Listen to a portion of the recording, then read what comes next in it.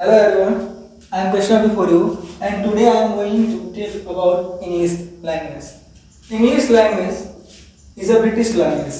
This is not our language, but we are studying here in India. Then we find out that we have to learn English. That's why I am telling you the basic and academic topic of the student, which is alphabet. Alphabet means in Hindi Varnmala. We can say what is alphabet? We can say that arrangement of letters called alphabet. Arrangement of letters called alphabet. Hindi में देखें तो अक्षरों का यानी letters का व्यवस्थित समूह क्या कहलाता है? वर्णमाला कहलाता है। तो यहाँ पे एक टॉपिक आता है लेटर्स। लेटर्स होते क्या हैं? लेटर्स सभी लोग पढ़ते हैं, लेकिन उन लोगों को पता नहीं होता है लेटर्स होता क्या है।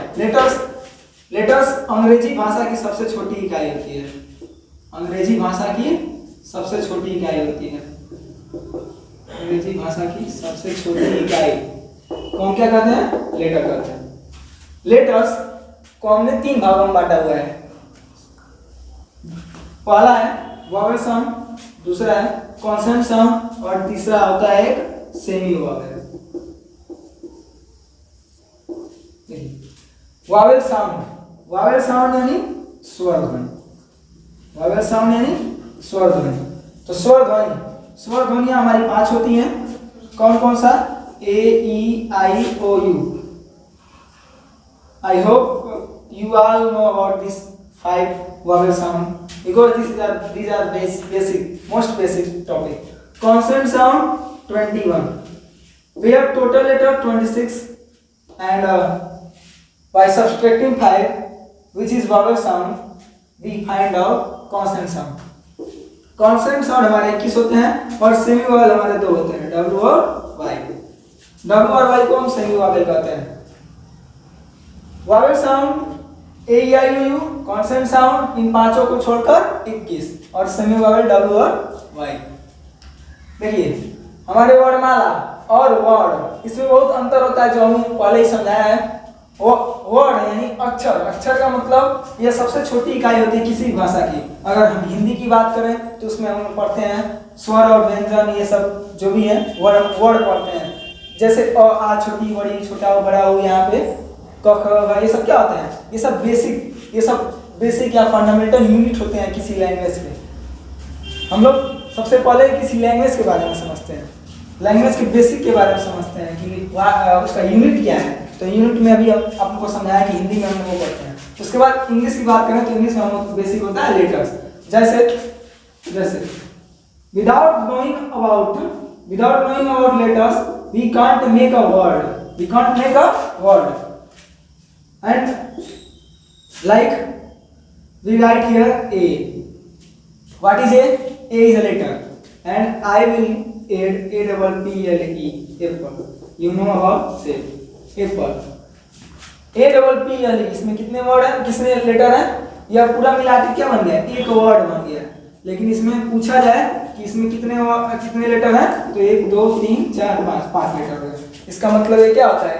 इसका मतलब हम कह सकते हैं कि कोई भी वर्ड लेटर से मिलकर बनता है और वर्ड से मिलकर हमारे क्या बनते हैं? सेंटेंस बनते हैं। This make because if I right here a sentence, this is not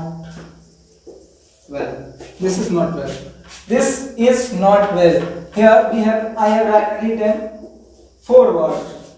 It is making a good sense. We can say this is a sentence. But when I will, and you know about sentence must, if you don't know then let's see. Sentence must be in the form of subject plus helping verb plus main verb plus complement. या हम कह सकते हैं object plus complement.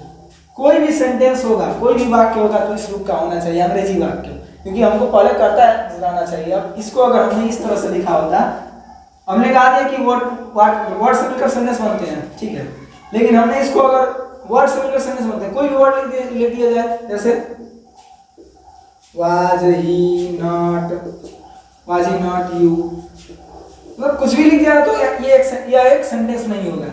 क्योंकि हमको क्या form use करना है, हमको subject, helping verb, main verb और ऑब्जेक्ट और कॉम्प्लीमेंट का लिखना है, तब वो एक गुड सेंटेंस कहलाएगा।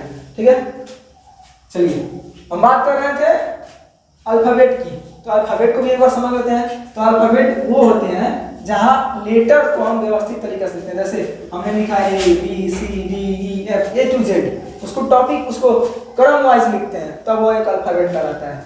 तो आई होप आप लोगों को अल्फाबेट और लेटर में अच्छे समझ में आ गया होगा। हम लोग मिलते हैं नेक्स्ट टॉपिक में, जो है कि वर्ड के बारे में हम लोग कुछ बातें करेंगे, उसके बाद हम पहुंचेंगे सेंटेंस पे। Till then tata bye bye, see you.